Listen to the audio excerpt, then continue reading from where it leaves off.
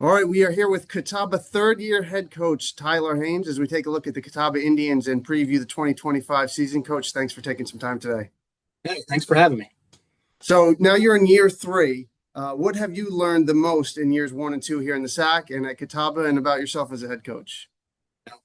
I every single year, going on year three, as you said, I continue to learn how good this conference is, how deep it is from top to bottom, how good the coaching staffs are, how important football is around this region, and just how competitive it is week in, week out. Got to bring your A game, and I know that's going to be the same going into 2025 season. When you kind of look back at 2024, and I know coaches hate to use any kind of excuse at all, so I'm going to give it to you for you. Injuries, man, injuries. You had so many. You started the quarterback position. You lost your running back. You lost your number one receiver.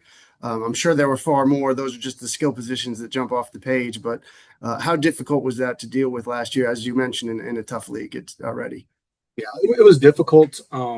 They were all in-game injuries, so it wasn't there weren't practice issues or weight room issues or anything like that. They were all some of them non-contact, just kind of the way it went.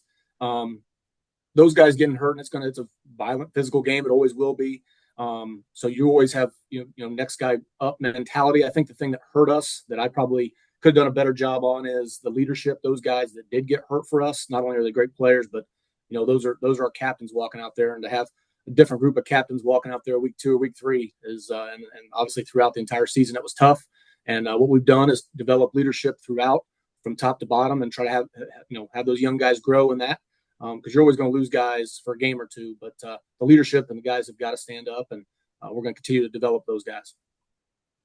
Talk a little bit about your quarterback, Preston Brown. He'll be in his a redshirt senior season. And Bo Pryor, you'll get him back with the injury. I think he got hurt in the very first game of the year. Talk about the combination you have there. Yeah, those guys are two pillars in our program. The leadership's not only again on the field, but vocal leaders. They're quiet guys. They lead by example. They do everything that we ask them to do, and they're hungry to win.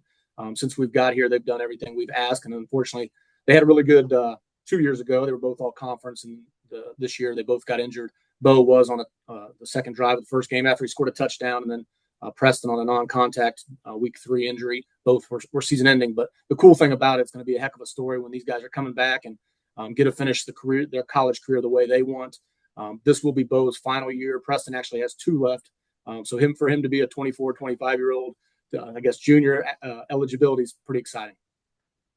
And I think also looking back to last year, not only did you have a lot of injuries to deal with, especially with those 2 guys, but I mean, some really, really close games. I think I saw four games decided by 6 points or less on the wrong end for you all. How do you turn those maybe into wins? And some of, I mean, you look at Carson Newman is one of them, one of the better teams in the league. Limestone, another one was in double overtime.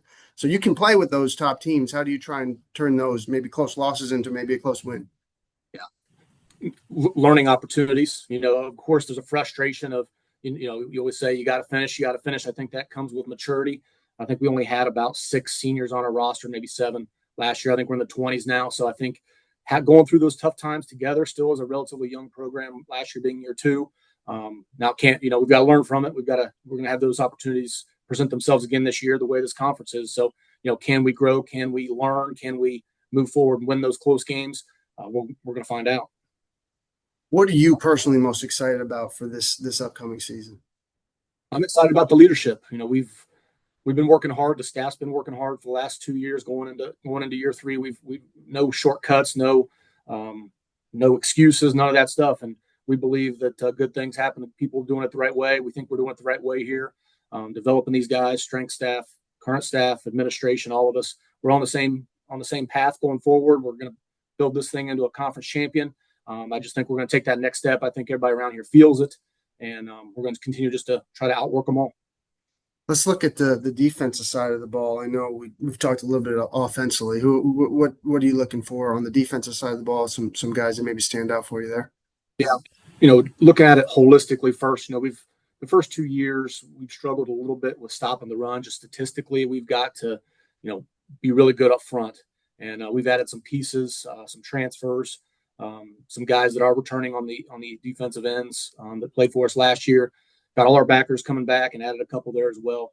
So returners, actual names. Ricky Jones, defensive end, had some stats for us last year. We brought in a big time transfer inside that people are going to know when they see him. Jalen Hinton has been a 2-year starter here, started as a true freshman. He's back for his junior year. Jai Favors, our Mike linebacker. Evan Simons is probably the guy with the most stats and the most playing time. He's been a 2-year starter for us. He's our edge outside linebacker nickel guy. He actually, I believe, led the nation the last 2 years in forced fumbles. So we're looking for him to be productive going into his senior year. On the back end, there's going to be a lot of new guys. We brought in some older transfers and signed some good freshmen. So really on the defensive side, we continue to try to get better at every position. Sometimes that means obviously getting better and developing. Sometimes it's bringing in other guys. So there'll be some names that you haven't seen before on that side of the ball. Lastly, let's just take a look at the schedule real quick. I think you only have a couple non-conference games. One of them starting off the season at home. You got Ferrum, August 30th. Crazy, not too far away, right? It'll be here quicker than you're ready for. But tell us a little bit about what you're looking forward to in the schedule, and what games maybe you got highlighted. Yeah. So never looking past anybody. We're looking forward to moving everybody in August 6th and having a good, solid, healthy, physical, fast camp.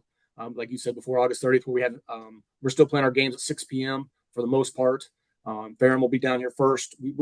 I like having in-region Division II games. It's kind of our goal when signing these non-conference games. We want to try to get those points in order to try to make the playoffs is our goal. So Ferrum's a Division III team moving up to Division II. They're in the new conference and only being about an hour and a half or two away. It just made sense. They were looking for a game. We were looking for a game.